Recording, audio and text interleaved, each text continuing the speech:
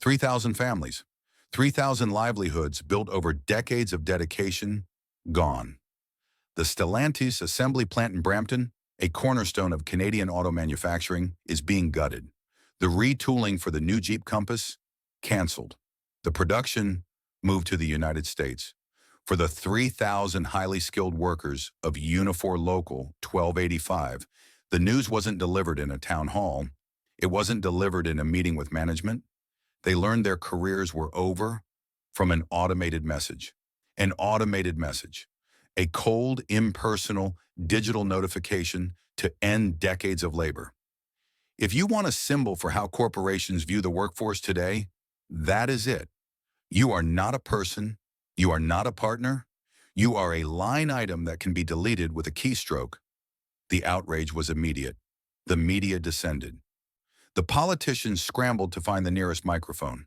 And almost immediately, a simple, convenient narrative was formed. A villain emerged. The story, as we are told, is this. This is an act of aggression.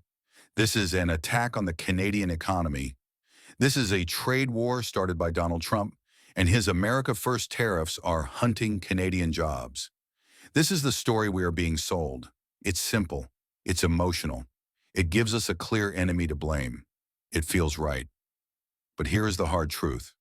What if that entire story is a distraction? The pivot, the insider truth, the turning point. What if the politicians and the media are deliberately focusing on the foreign tariffs was to stop you from looking at the domestic failure? What if the 3,000 jobs at Brampton weren't stolen by an American president, but were pushed out by Canada's own leadership? Most media outlets won't say this out loud, but if you look past the political theater, you'll find a single, devastating quote from the original news reports. A quote that explains everything. Speaking about the move, sources confirmed, Stellantis didn't move because Donald Trump pressured them. They moved because it made business sense. Business sense. Those three words are the key. Those three words are the automated message that corporations send to governments. They are cold, they are logical, and they are final.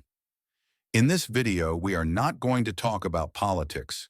We are not going to talk about Doug Ford's outrage or Mark Carney's silence. We are going to do the math. Persona, veteran economic strategist, activating. We are going to follow the money. We will analyze the business sense behind this decision, and we will reveal the real reason corporations are fleeing Canada. Because the truth is not in Washington, the truth is in Ottawa. Module 3, the pattern, case file 1 and 2. The pattern. If this was just one company, we could call it an anomaly. We could blame it on unique circumstances, on a single bad negotiation. But it's not. This is not an anomaly. This is a pattern. Let's open the case files. Case file number 1, Stellantis. The media wants you to focus on the 35% tariff. But from the perspective of a CEO, a foreigner, the tariff is just one line on a very long spreadsheet. You have to look at the entire balance sheet. Cost of labor, cost of logistics, cost of retooling, and the two big ones, the cost of energy and the cost of regulation. When Stellantis looked at that spreadsheet for Brampton, the numbers didn't add up. The cost to operate in Canada versus the cost to operate in a place like Michigan or Ohio was no longer competitive. The tariffs didn't cause the move. The tariffs simply made a bad decision. Obvious. But as I said, this isn't just about Stellantis. Case file number 2, Diageo, Crown Royal. Let's talk about whiskey.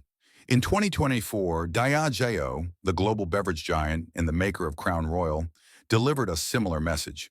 They warned that Canada's complex and costly business climate, specifically its high excise taxes and interprovincial trade barriers, was making it too difficult to invest here. The CEO of Diageo North America stated, and I quote, "It is easier to import a bottle of Crown Royal into the UK than it is to ship it from Ontario to Quebec." Think about that. From cars to whiskey, the message is the same. This is not a trade war problem. This is a Canada problem. And the numbers back this up. This isn't just a feeling, it's a fact. Data from Statistics Canada, published in May 2025, showed that manufacturing sales fell 2.8% in April alone. The decline was led, unsurprisingly, by the auto sector. This is not growth. This is contraction. And where is the new investment? It's not coming. Market reports from Altus Group, a commercial real estate data firm, confirm a marked decrease in demand for new industrial construction in Canada. They report that investors are scaling back activity and there is a palpable slowdown.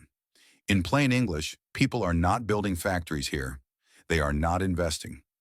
They are leaving. The Stellantis shutdown isn't the start of the crisis. It is the result of a crisis that has been building for years. This is a full-blown corporate exodus. And now, we must ask the most important question of all. Why? Module 4. The why, the real culprit. Decoding the business sense.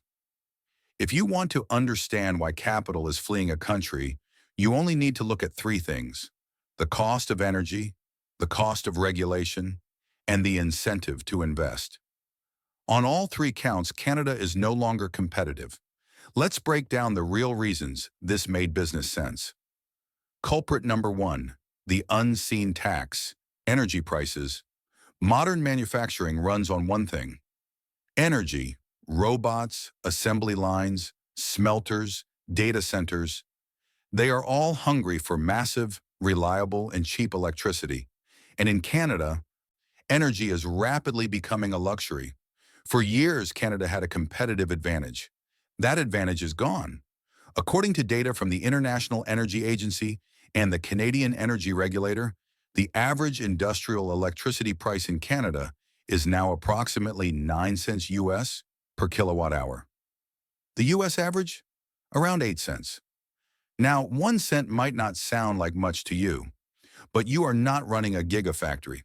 To a plant like the one in Brampton, a 1 cent difference is not 1 cent. It is millions of dollars per year. It is the difference between profit and loss. It's the line item that a CEO in Amsterdam or Detroit circles in red. And that's just the average. In key U.S. manufacturing states that compete directly with Ontario, like Ohio or Michigan, special industrial rates and energy incentives can make that gap even wider.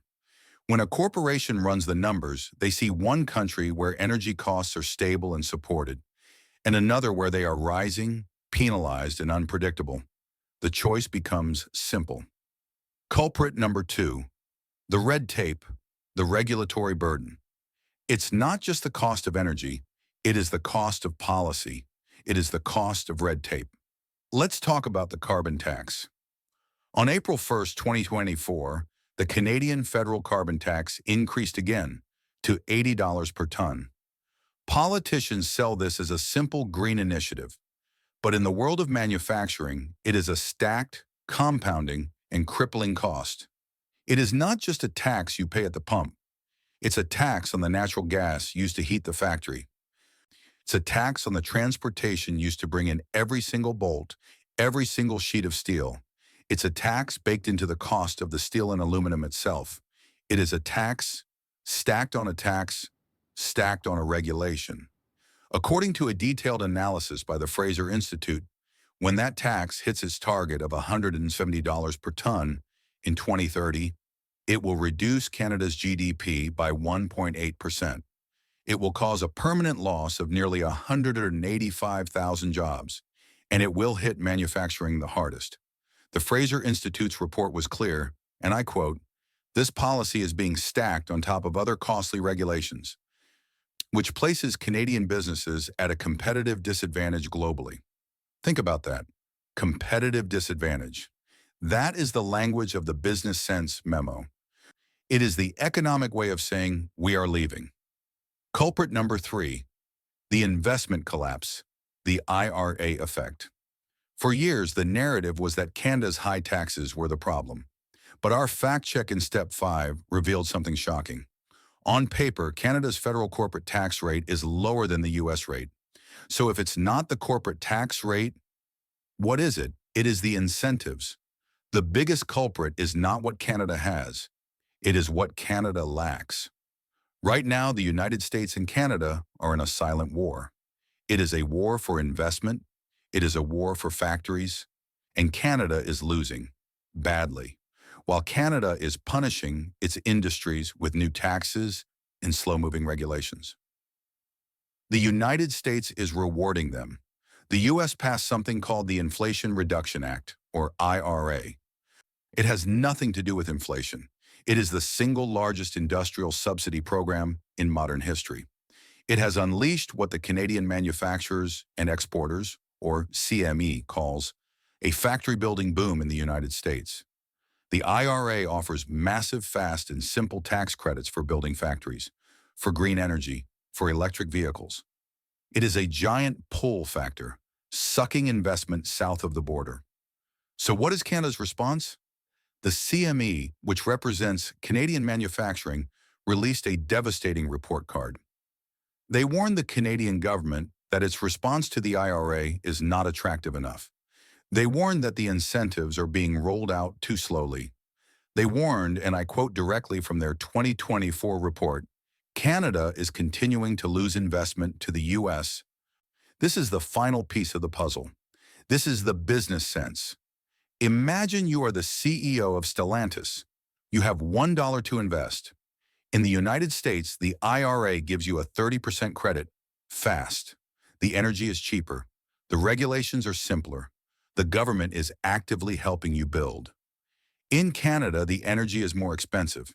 A new carbon tax is hitting your entire supply chain, and the government's response to the IRA is too slow and not attractive. What do? You don't think. You don't feel. You are not a Canadian. You are not an American. You are a corporation. You follow the math. You send the automated message. Module 5, Conclusion, the spike in the flywheel. So let's go back to the beginning. The 3,000 jobs, the closed plant, the political outrage. The simple, easy story is that this was an attack, that it was a trade war, that it was the fault of a foreign leader. The hard truth, 0047, is much worse. This was not a trade war. It was a business climate calculation. The 300,000 jobs at Brampton were not stolen by an American president. They were pushed out by a Canadian domestic policy that has made it uncompetitive to build, to invest, and to succeed. The automated message that those 3,000 workers received, it wasn't an act of aggression. It was a cold, simple, and logical calculation. And Canada's own policies made the math easy. After seeing the numbers, who do you think is the bigger threat to Canadian jobs? Foreign tariffs or domestic policy? Let me know in the comments. But the story, it gets even crazier. We have seen why Stellantis left. But what about the billions of dollars in Canadian taxpayer money they already took? The fact check is stunning. The Canadian government had already committed to a $3.6 billion deal for upgrades, including at Brampton, and they committed to a separate $15 billion deal for the Windsor battery plant. They were given billions, and they left anyway. In the next video, we are going to follow the money and ask the one question no one else will. Is this incompetence, or is this something else? Click here to watch.